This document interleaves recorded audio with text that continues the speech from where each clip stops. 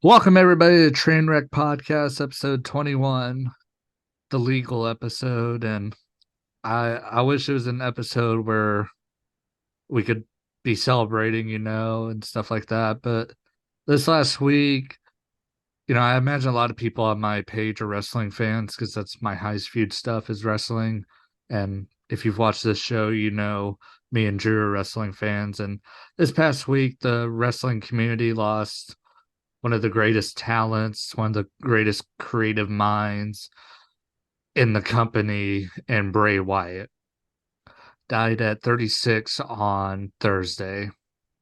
Now, he had been out of action for a while, and we found out due to a tweet from Sean Ross Sapp that he had gotten COVID earlier this year, which exacerbated a heart issue. So that means he had already had a heart issue previously, and COVID made it worse.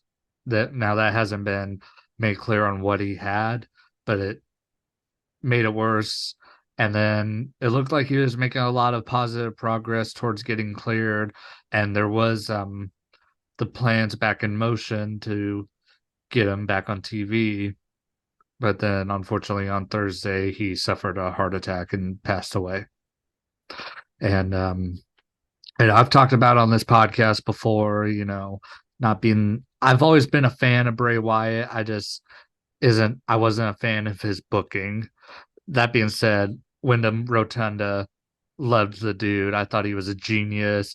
His feud with Roman Reigns back in 2015 was one of my first favorite wrestling feuds because that's when I started watching was 2015.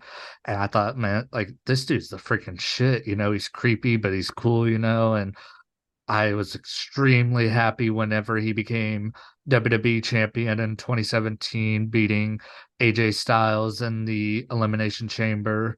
That was John Cena walked in as the 16-time world champion, and he pinned John Cena and AJ Styles back to back. And then the next SmackDown beat them both in a triple threat match, which, if you haven't seen that match, go back and watch it. It's amazing. And just a terrible situation. They had the tribute show on Friday, and I was doing good until they started showing the photos of him and his kids in that tribute package, and that's when I kind of just started bawling my eyes out. And it's terrible that a dude with four kids that look like they're all under the age of 12, are now without a dad. And that's the part that got me in that tribute package. Drew, I imagine the same thing for you, man. And Yeah, I couldn't hold it in, man. I was crying. then they have the rocking chair on the stage, and then I mean the rest of the show is just a somber mood. And then at the end of the show, after LA Knight versus Finn Balor, when they start doing the theme music and they have the lantern in the ring and they have that focused on along with the picture that was on the screen of Bray Wyatt standing in the ring, and then I fucking lost it again after that. Yeah. Um, but I've gave all my thoughts. Drew, what about you, man? Man, Bray Wyatt's the reason why I felt back in love with wrestling. Because when Undertaker started, taking it easy with his wrestling career to avoid injuries, I start like declining on watching it to the Wyatt family came into play. Him and the Wyatt family is the reason why I started watching wrestling again and getting more into it again. Mm-hmm. And knowing that, like Bray Wyatt he's such a nice guy. Like if you ever heard like the backstories in the back room, Yeah. like he'll go up to you just hug you for no damn reason. He's that type of guy. He's like he'll try to put a smile on your face. Like he'll go out of your way. He'll go out of his way. Just try to put a smile on your face. And knowing that, he's like extraordinary talent. He's a good storyteller, in my opinion. The it's unfortunate WWE to give a better booking, like you said earlier. But overall, that dude is a fucking he's a legend, in my opinion. Yeah. To go along with him just being a nice dude, this is a story from JTG's book. If you remember him from Crime Time, it was his Yeah. second book. He talks about how him and Bray Wyatt rode together and they were going to the next town, and this car is like going past him driving like a maniac, and they're like, oh dang, that's not good. And then it drives by a car that has, I believe, Big E and Alex Riley, and it actually does run them off the road. And then they're like, oh my god, somebody's got to stop this person. Well, the car that was driving like a maniac eventually flips over into a ditch and it's upside down. And JTG and Bray Wyatt see this, and the car is upside down. And it turns out it was two teenage girls that were driving the car. And the car is upside down and it starts smoking like it's about to explode. And JTG's like, dude, we probably shouldn't go near that car. It's about to explode. And Bray Wyatt's like, fuck it. And he goes down there with the car smoking up and pulls the two girls out of the car and gets them to safety. And I'm like, dude, that's. And then they get back in the car, and Bray Wyatt just doesn't mention it at all. After that, he just saved two people from a car about to explode, and just doesn't even talk about it after that. I'm like, you know how unselfish of a person, and you know what level of badass you have to be that way. For real. That was in like 2010, so it was before Wyatt was even a face on the main roster. Yeah. But yeah, it sucks that I said, dude, at 36 is now gone, and four kids, two of them under the age of four, now without a dad. And I saw that WWE, any Bray Wyatt merchandise that you buy on the shop goes towards JoJo and his family. And I imagine there's going to be other stuff. I mean, WWE's loaded, they're going to make sure that they're set. And Yeah. Like even at Walmart, I like seeing people buying little Bray Wyatt figures.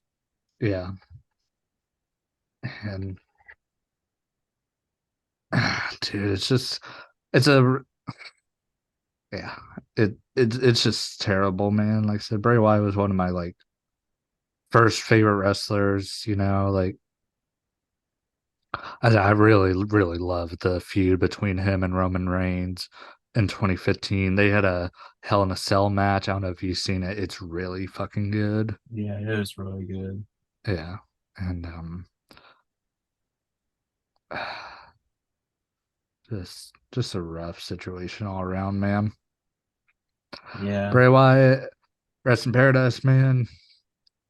You deserve your rest, man, for being such a good person, great entertainer, probably the best person in recent memory at being able to actually connect with his fans. Like, there's people that you're like, okay, I'm a fan of them, but there was like an emotional connection with Bray Wyatt and his fans. Yeah. And WWE did an amazing job putting together that tribute show. Between the video package and then the stuff they did at the end with the lantern, and then LA Knight, whenever he was cutting the he was doing it in character, but talking about the feud he had with Bray Wyatt. Then he immediately shifts into the Miz, and he's like, Miz, a wise man once told me, the next time you see me, run. And he did it perfectly, like Bray Wyatt would. Yeah. LA Knight did an amazing job on that. And then, we also lost Terry Funk. He's not to shit on him or anything, but he's before our time. Yeah. And I mean, it still sucks, but the man was also 80 years old. But the little eulogy that Cody Rhodes gave him, I thought was beautiful. And the Bray Wyatt tributes aren't going to be done. Raw is still on tomorrow. I imagine they'll still have a in memoriam graphic for him. And, people sneak in their little tributes that weren't on the show on Friday. And then John Cena, he returns next week to SmackDown, and him and Bray Wyatt feuded a lot. So I Yeah. imagine John Cena will have some words to say as well. You see I Eric don't. Rowe was that part of that? Yeah, Or yeah. I thought it was cool. That's the thing. Like, I feel so bad for Eric Rowan and Braun Strowman. Um, But Eric Rowan's now been a part of two tribute shows for dudes that died way before their time, Brody Lee and Bray Wyatt. And that was the other thing after the Bray Wyatt stuff. It made me go back and rewatch the Brody Lee tribute, and that was really depressing as well. And my heart goes out to Eric Rowan because yeah, now he's been a part of two of his best friends, dying either at the age of 40 or right before it. Yeah, So my heart goes out to him. Um, Bray Wyatt will be a WWE Hall of Famer. I don't know if it's next year or if it's somewhere down the line, but he's going to go into the Hall of Fame. I mean, three-time world champion, multiple time tag team champion, one of the biggest faces in the company the last couple of years. There was a time where it looked like it was going to be him and Roman Reigns leading the company into the future. Um, I mean, hell, Drew Carey's in the WWE Hall of Fame. Bray Wyatt's definitely getting in. yeah, I don't know if we really have any more about that topic, but it's just, I mean, there's not much more you can say than other than God, it's a horrible situation, and we can't eulogize him better than what WWE did on Friday. yeah. I don't know if AEW did anything. I didn't watch All In. I was at a house party all freaking day, basically. So I didn't keep up with AEW at all. I don't even know what the hell happened on the show, honestly. So if they did a tribute to him, that's really cool. But I honestly don't know if they did. We're filming this on a Sunday, by the way, people. Speaking of Sundays, we got what, two more Sundays until we have NFL football on, and it's not even the full start of the season. The Cowboys are already pissing me off. Dallas Cowboys traded for Trey Lance on Friday, Thursday, something like that. I don't remember. Um, don't really like the move. I don't think it sends the right message to Dak Prescott. I feel like it's putting unnecessary pressure on him. Be like, hey, this motherfucker will take your job if you don't do good this year. And I don't think that's right. I feel like it's trying to set Dak up for failure. Plus, I don't think Trey Lance is that good. So I'm not a fan of the trade, especially for a fourth round pick. If it would have been like a sixth or a seventh, But Wait, as it we was saw for a fourth last, round pick? yeah, What the fuck? That's a way too high. yeah. And especially like you're not going to see how he looks in the preseason because preseason's over now. And, he's going to be the third string backup because, we still have Cooper Rush. So I'm Yeah. like, unless they're preparing for Trey Lance to take Dak's job in a few years and see how he develops, I think it's a waste. I think it's a waste of a fourth round pick that you traded to them. Unless you're trying to, unless you're going to waterboard Trey Lance and be like, tell us all the 49ers secrets so we don't get bounced by them in the playoffs this year, then the trade's not worth it to me. But if they are going to waterboard him and get the 49ers secrets, I'm cool with that. This is one time waterboarding's okay. You can go full torture scene like Trevor did in GTA. Yeah, this is like borderline like worse, like the worst decision I have seen in a while. Yeah. This is even worse, like the Raiders signed Josh McDaniels. Yeah. It's that bad. Yeah, y'all are still stuck with him too. Yeah, Even if y'all suck this year, I still don't think you'll be able to fire him just because y'all can't afford to pay the severance package. that's true. Yeah. But yeah, it's a stupid idea. Like I've never been a Trey Lance fan. I'm not saying that now just because he's on the Cowboys. I wasn't a fan of his on when they drafted him to San Francisco. And I didn't think he really looked that good in the 1.5 start he had last year. And then, he like played a little bit his rookie year and he wasn't really that good then either. I mean, the 49ers have a lot of talent. They got Debo Samuel, they got George Kittle, they have Brandon Ayuk, and it's like, okay, he didn't really look that impressive with all those dudes. So, And fucking 49ers are fucking loaded with receivers. yeah. So that's why I'm just like, this is a stupid trade. I'd more be in favor of the Cowboys losing every game and getting Caleb Williams. So the But only thing is now is like if like a quarterback gets injured around the NFL and the team's desperate needs a quarterback, that's the only reason why I can see get value out of Trey Lance to get for a trade. Yeah, they could either trade him or Cooper Rush. I don't know. They love Cooper Rush in Dallas, so I don't see that happening. I don't understand why, to be honest, Why, what? with Cooper Rush. Cooper Rush is good, dude. I mean, he saved our season last year when Dak was out. I mean, he went, what, 4-1 as a starter? Yeah, Dude, true. I really thought Cooper Rush was going to go to you guys in the offseason.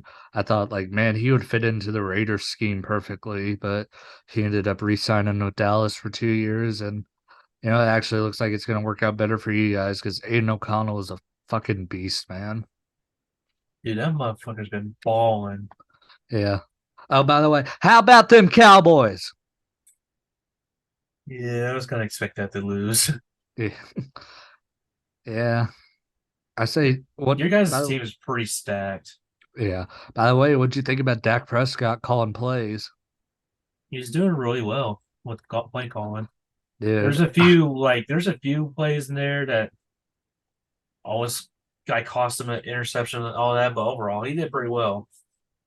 did you see this meme? It's Michael Irvin, and it said, Kellen Moore when he sees Dak Prescott calling plays better than him right here. I saw that last night. I was laughing my ass off. Speaking of Michael Irvin, he is going to be joining Skip Bayless on Undisputed. Him, Richard Sherman, and Keyshawn Johnson are all going to be on Undisputed now with Skip Bayless, and that launches on Monday, tomorrow, as of this recording. But this podcast will actually be out after that show airs. So I'm excited. I don't see how Skip and Michael can have a good debate about the Cowboys though, because they're both Cowboys lovers. Yeah, So it ain't gonna be the same. yeah.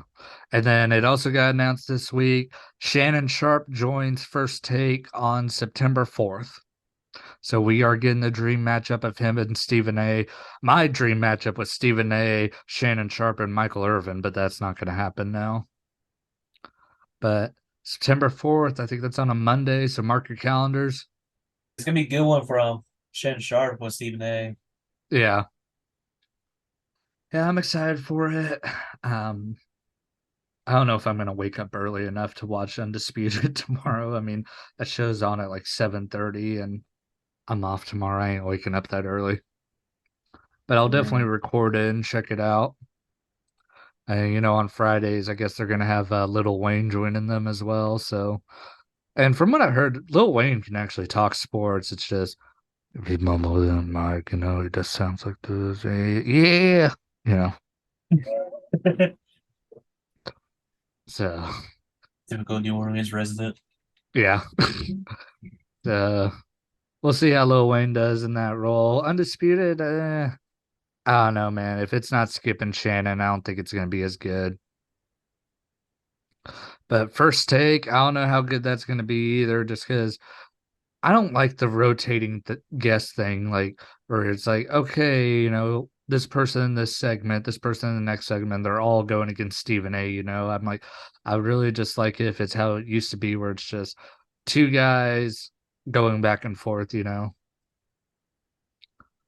Plus, they still have Molly Karam, and she's so fucking annoying. Like, if it was just Stephen A. and Shannon, I'd be happy with that. Yeah, she's really fucking annoying. She's hot as fuck, but God, she's fucking annoying.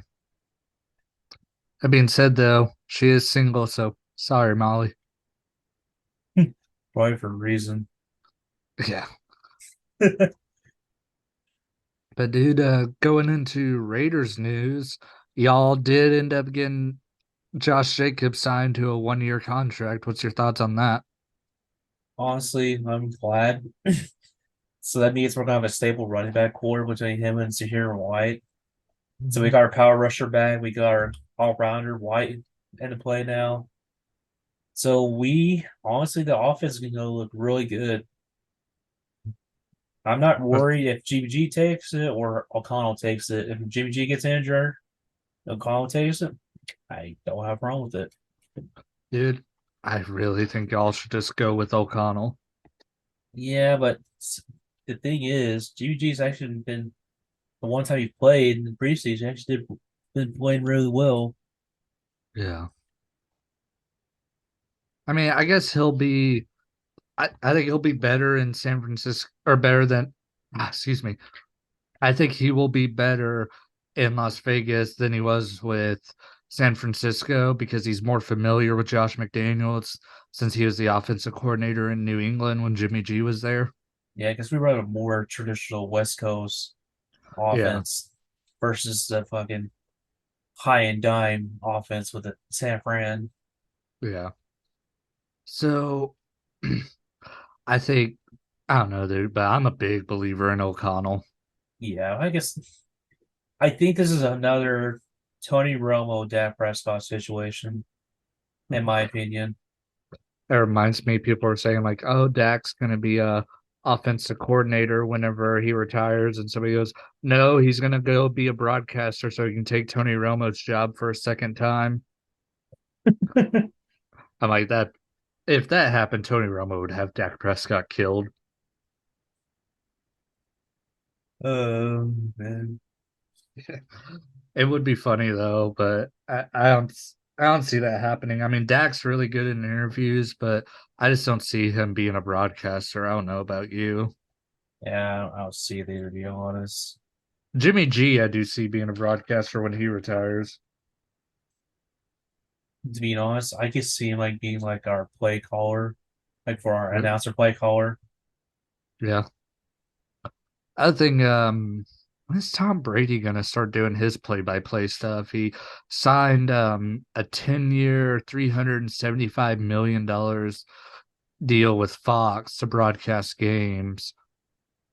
He did that while he was still playing. It's like, oh, he'll do it whenever he retires. That's when the contract will kick in. Yeah. Well, now he's retired. So, but he's not going to be doing it this year. I wonder if he'll end up doing it next year because I'm excited to be able to hear Tom Brady call games. I don't know. Tom Brady's been spotted at the Raiders preseason games. Well, yeah, because he's a part owner now. I mean, I forgot about that, to be honest. Yeah, that's why he was at the game last night in Dallas because he's a owner. I saw a really funny tweet that said it was Dak Prescott and Tom Brady and said, "Oh, Tom, the time to thank Dak Prescott for ending his career in January so he can spend more time with his family." That's one thing. Like, even if Dak Prescott never wins a Super Bowl, he can say he retired Tom Brady. Yeah, that's Yeah, I true. mean, that's something you never take away from him.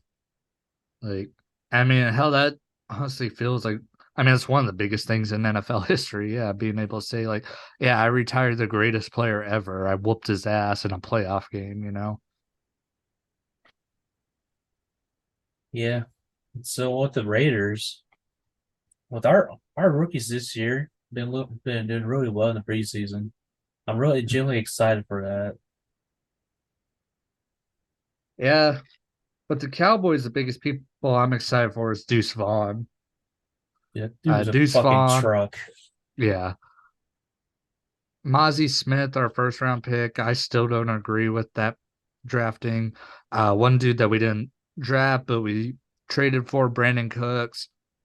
I'm excited to have him.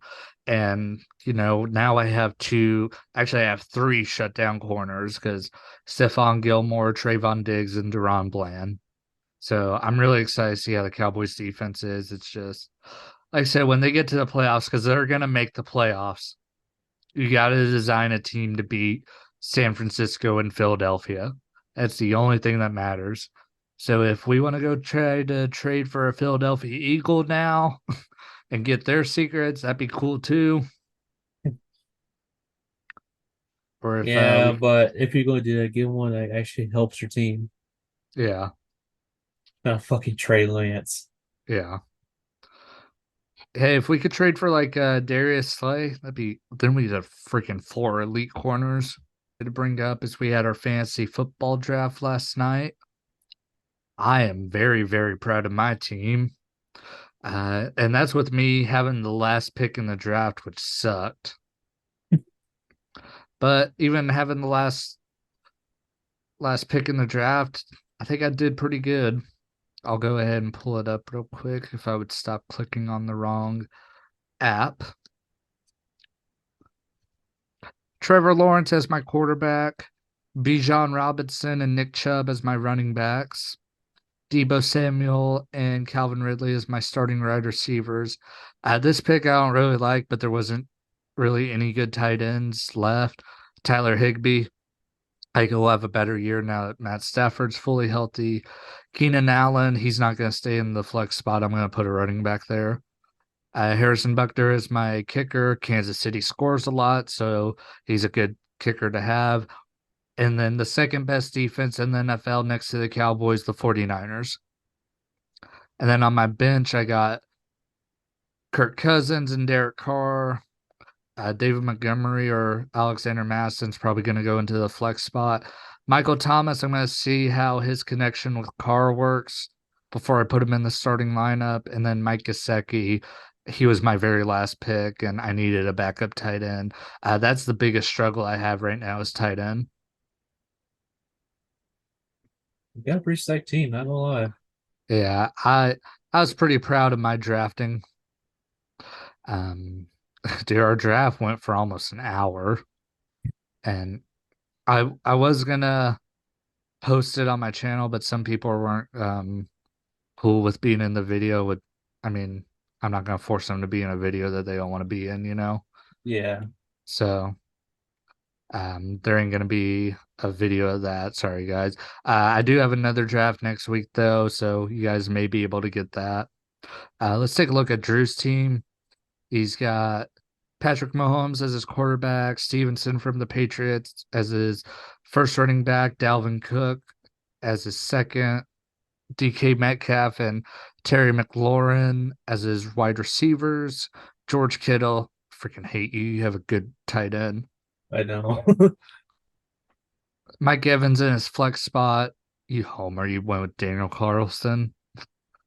And then you son of a bitch, you drafted the Cowboys defense. Like when you drafted them, they were going to be my next pick. You son of a bitch. Oh yeah, I had to get that pick and it's like, oh, they're available. I gotta get it. Yeah. Jared Goff is his backup quarterback. Raheem Mostert, Brandon Cooks, and Jacoby Myers on his bench. David Njoku is his backup tight end, and Dalton Schultz as a third string tight end. Yeah, he's my third string slash like flex. Yeah. Only thing you need a backup defense for whenever the Cowboys have their bye week. Yeah, that's probably when I'll probably shop around during the bye week. Yeah. Only pick that I don't know how much Stevenson's going to contribute now that the Patriots have Ezekiel Elliott.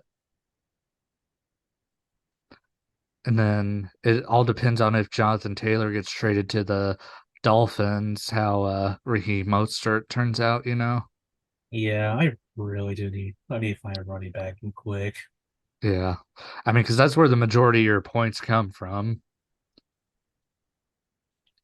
Yeah, I took advantage of being the second pick to get Patrick Mahomes. I was like, there's no Bastard. way I'm not passing that up. Yeah. So Trevor, he was like, okay, it was either Trevor or Zach. They're like, randomly do the draft like 5 times. That way it's like random what pick everyone gets. 4 out of the 5 times I did it, Drew ended up with the second pick. And then, of course, on the last one, the fifth one, the one we're going to go with, I got the last goddamn pick. The first one I did, I had the first pick, and I'm like, okay, I shouldn't even do it after this. So But yeah, with my team, I quarterback and wide receivers and tight ends, I'm pretty confident with. I think I'll get a lot of scoring with that. It's mm, just the running backs. I think that's going to hurt me. see, the thing, my strategy is so you see how I have Trevor Lawrence and Calvin Ridley. That's basically double the points because if Lawrence throws a pass to Ridley, I get the points for both of them, you know. Whereas said if Yeah. I just had one of them, I would only get. the original point. So I'm stacking my points there. And that's also my strategy with having Derek Carr and Michael Thomas on my bench. You want to have that quarterback and receiver combo so you can stack points. And But not you only also, that, like having like those two tight ends on my bench, I feel it's also I thought about that last trade fodder for like a running back in the future. yeah, Like I I definitely tr- see trading Dalton Strauss to somebody. I was trying to trade whoever my tight end is to Trevor last night because he has Mark Andrews. He wouldn't go for it. I'm like, come on, man. Mark Andrews is injured right now. I'd be doing you a favor. He wouldn't go for it. I'm like, damn it, Trevor's too fucking smart to do a trade. I'm yeah, those like first 7 picks, I made sure like I got like good stable point makers. Yeah. And then like there's a few times where I got like the guy I was about to draft got picked a pick ahead of me. Like I was gonna pick Joe Burrow, and then the pick ahead of me got him, and that's how I ended up with Trevor Lawrence. That's like with whoever fucking drafted ETN. Because that's my plan to draft ETN. It's like, okay, I at least have one stable running back. Nope, we got traded. Well, we got picked. Like, fuck. Yeah, That's probably why yeah. I drafted like Scary Terry.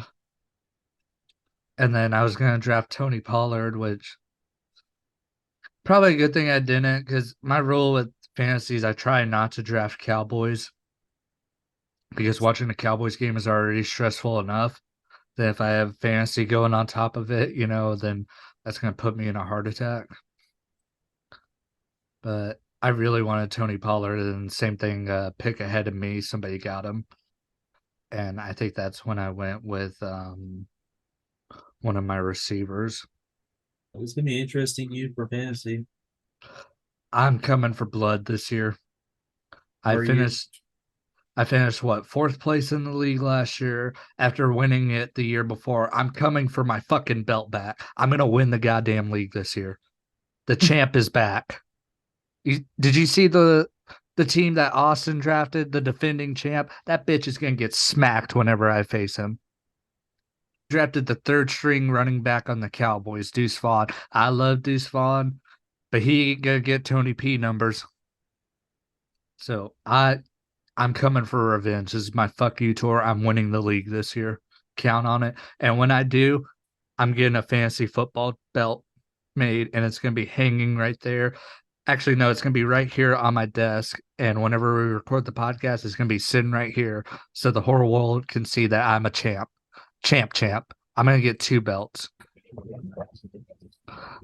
By the way, y'all, I'm sorry for eating during this recording. It's probably not the most pleasant sight, but dude, I don't know why I've been so freaking hungry today. So it's my buddy John's birthday. I was out at his house all day. We had so much food there. So I woke up and cooked a big freaking steak, ate all of it, and then I was snacking on these almonds that I have down here before I went to his house. And he's like, "Oh, dude, I just woke up. Give me a little time." So I stopped at this taco stand at the town before his and got some food there. And then I made this steak cheese dip, and I had like two plates of that at his house. And he made burgers and hot dogs, and I had like two of each. And then there was cookies and brownies there, and I had some of that too. And now I'm eating Wendy's chili. I don't know what is wrong with me. Maybe I'm pregnant. Maybe that's why I'm eating so much. But dude, I've been hungry all day, and I was so close to getting under 200 pounds. There's no way I'm close to that now. But John, happy birthday, dude. Love you, man. Um, say it was nice getting to hang out with him and all the dudes that were out there. Dude, Riley got really fucking drunk.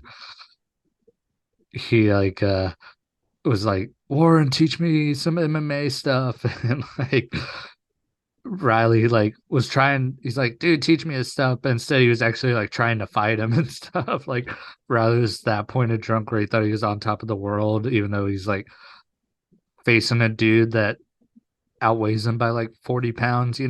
yeah.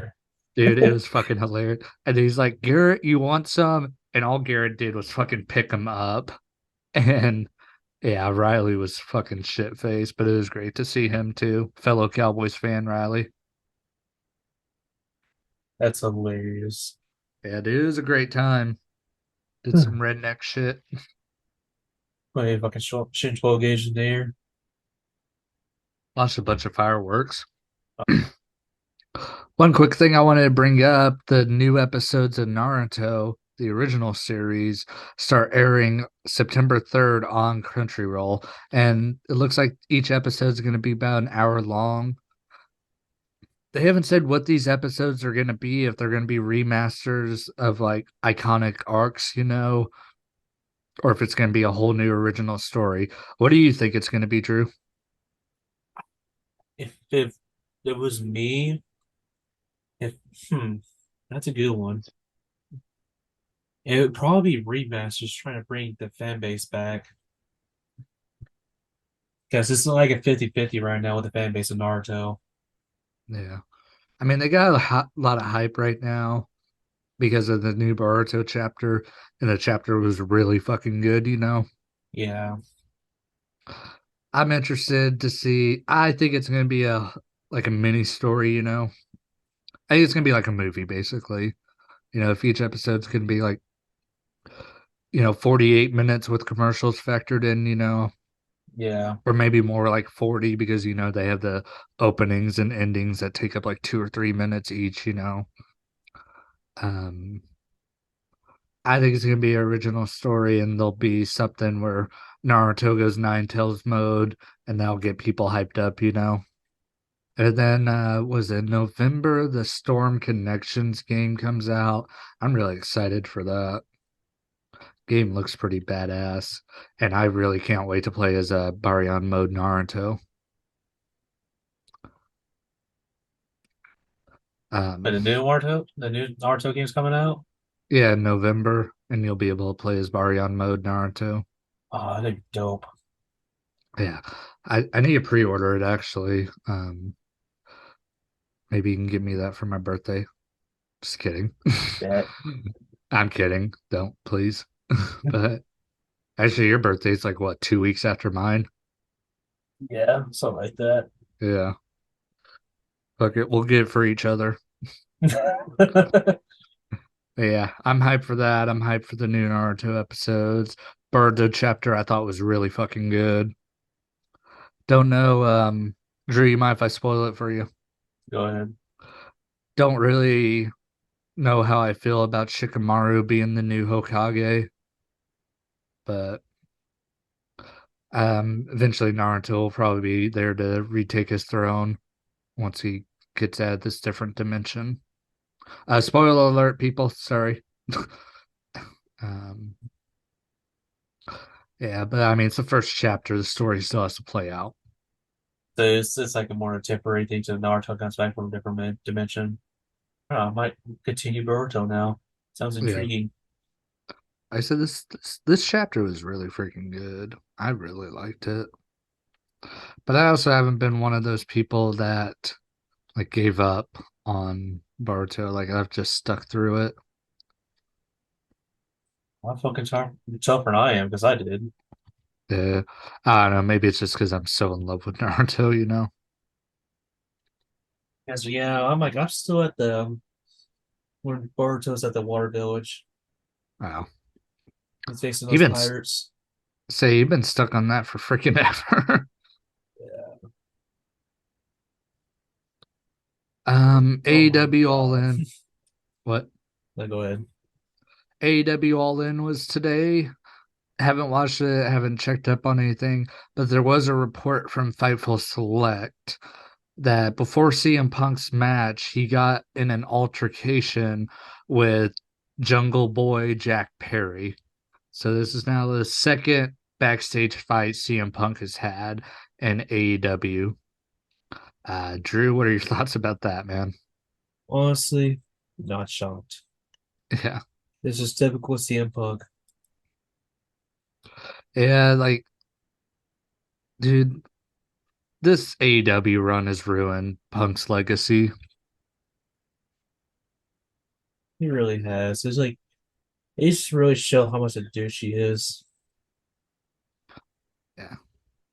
So, according to reports backstage, Jungle Boy bumped into Punk and like kind of stepped up to him. Punk was said to have then pushed Perry. Perry allegedly came at Punk and got choked out. So it sounds like Punk kicked his ass, which I mean, a 40-year-old man gets a 20-year-old kid, and the 40-year-old man has MMA experience. You know, Yeah. PW Insider reported that Jack Perry was sent away from the venue and Punk was still at Wembley for a time.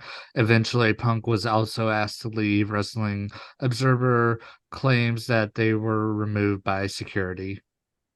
Tony Khan later confirmed this altercation at the media scrum after the show and said an investigation was ongoing. AEW just fucking sucks, dude. It's such a watered down WWE. It's just how fucking TNA was a few years ago, dude. Like there's some dude who shits on AEW more than us, and that's Smokey Dog. And one of these days, I'm gonna get him on this podcast, and we're just gonna do a whole fuck AEW episode. Go ahead. It feels like there's a face on AEW like to watch for. It probably like in my opinion be John Moxley. That's pretty much it. I go MJF just because Oh yeah, still MJ. I forgot he's on there. he's still like in his 20s and can cut a promo with the best of them. And he's a good wrestler too. So Yeah. I like MJF. Say he's 27.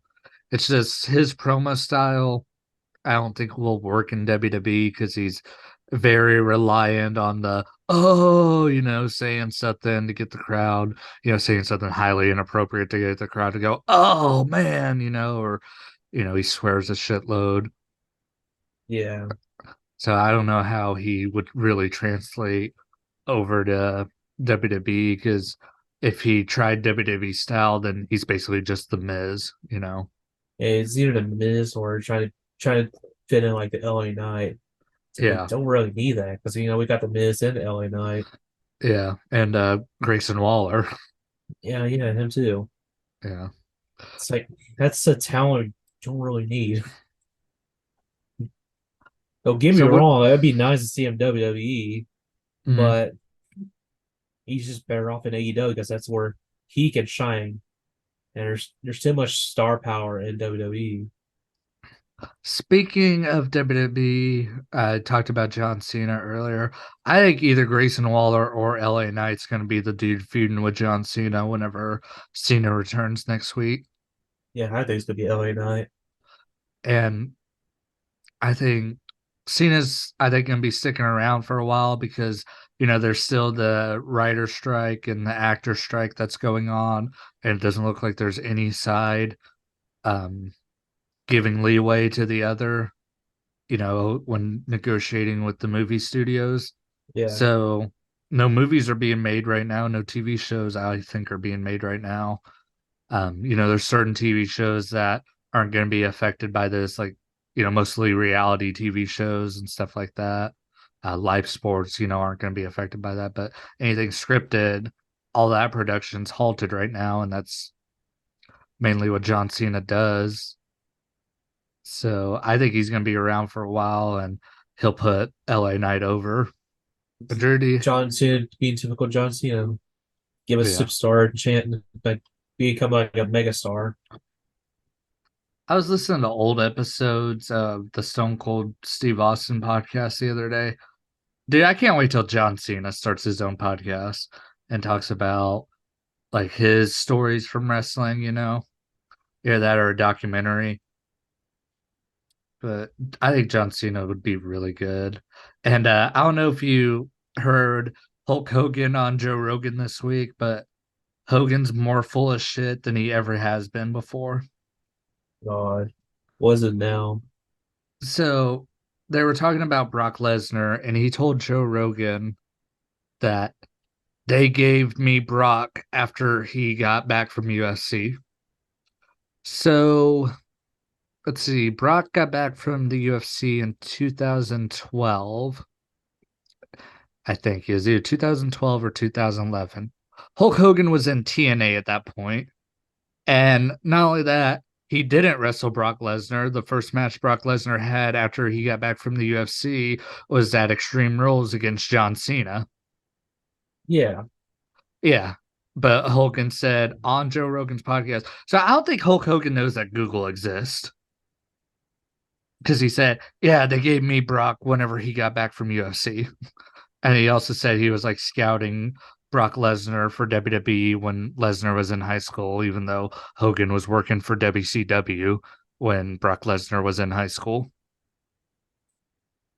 God, this guy's such bullshit. Yeah.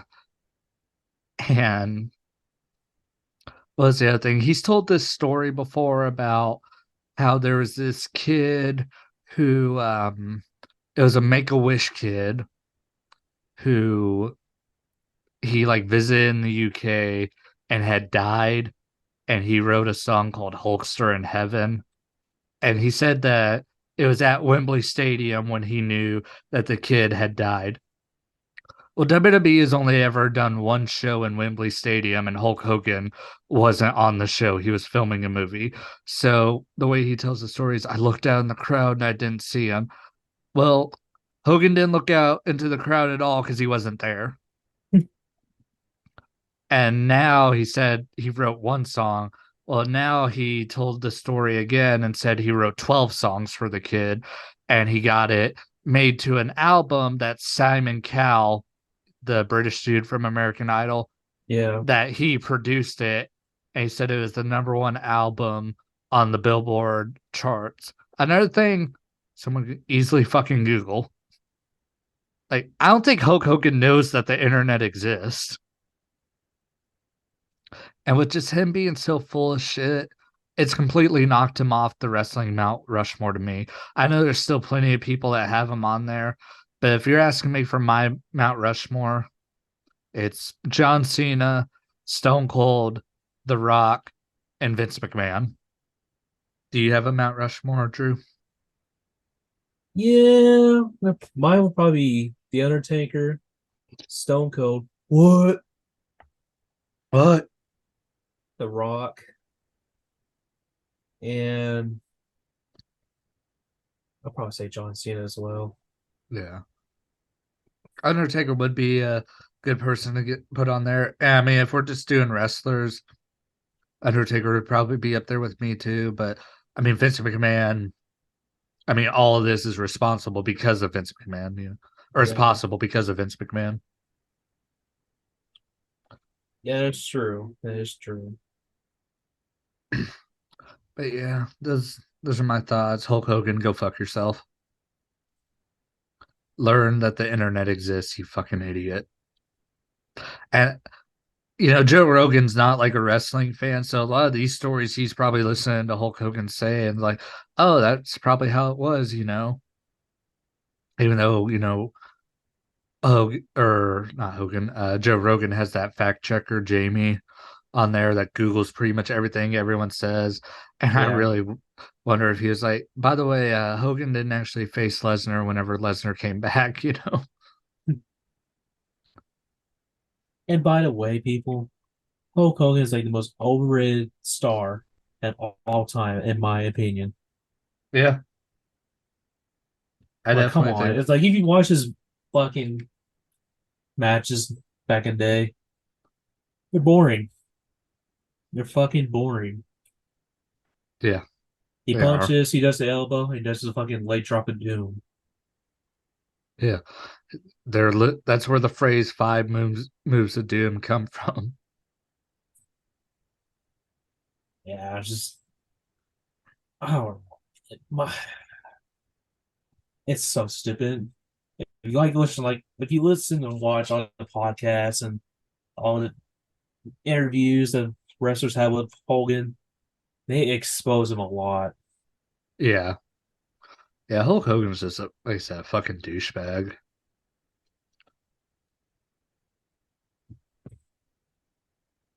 Dude, this we're gonna wrap up the podcast. Thank you to everyone that's listened. Thank you to all the new subscribers I have on YouTube. I'm sitting at 392 right now, 8 away from 400. Very, very, very proud of how my channel's doing. Very proud of how the podcast has been doing. So thanks for all the support, man. Anyone's made it this far. I know we're drinking age finally. I know. I said, dude, like this was the episode we were gonna plan the big celebration. It's like, well, we gotta talk about something serious to start off the show, and that's why I didn't have he's bouncing off my booty cheeks. I love the way he rides. Because I'm like, yeah, imagine that playing, and then you go into something serious. Yeah, for once we got to go a little serious. Yeah. It'll be back next week unless someone else we really like dies next week. Um, but hey, we'll be feeling 22. Come on, Drew. You know who sings that song? Is it a country singer? Kind of. Then no. Taylor Swift. Oh, I'm not Yeah. the only Swiftie fan I'm a fan of is um, Corey Taylor from Slipknot. God damn it, Drew. Thank you, everybody. Have a good night. Uh, peace, love, and hand jobs. I forgot that's the sign off now until I think of something less stupid. Yeah, peace, love, and hand jobs, baby. Always remember propane over charcoal. Have a good night. Boo! Boo!